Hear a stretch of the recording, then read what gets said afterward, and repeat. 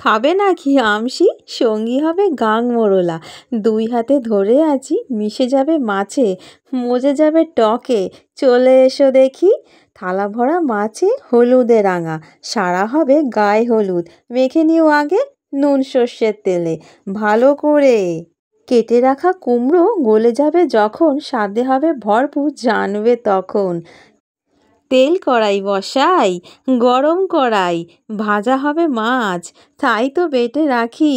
আছে দুই বোন, সাদা আর কালো, মিলে বাটো, মিশে যাবে সাথে, জমে যাবে টেস্টে। বুঝলে? লাল করে ভাজি, তুলে রাখি ভরে ভরে। ফোড়ন বসাই সর্ষের তেলে, শুকনো লঙ্কা পাঁচ ফোড়নে, হলুদ গুঁড়ো ছড়াই, ভেজে নেব ভালো করে তেজপাতা দিয়ে। মনে করে কেটে রাখা কুমড়ো দিও ঢেলে, ভাজা হবে লাল করে, কাঁচা যেন না থাকে পরে। মিষ্টি দিও ঢেলে ভালো করে, নেড়ে চেড়ে ভাজা শুরু করো আগে। গলে যাবে চিনির রসে, কুমড়ো হবে ভাজা ভাজা। চিনির রসে ফুটে উঠলে ঢেলে দিও মনে করে গরম জলে ভরে। নুন দিও ঢেলে স্বাদ মতো।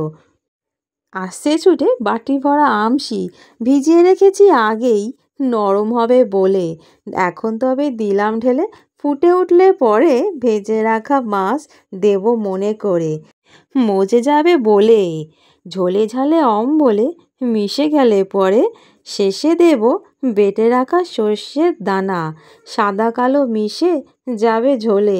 নেড়ে চেড়ে ভালো করে ফুটিয়ে নেব আগে, তেতো যেন না হয় পরে।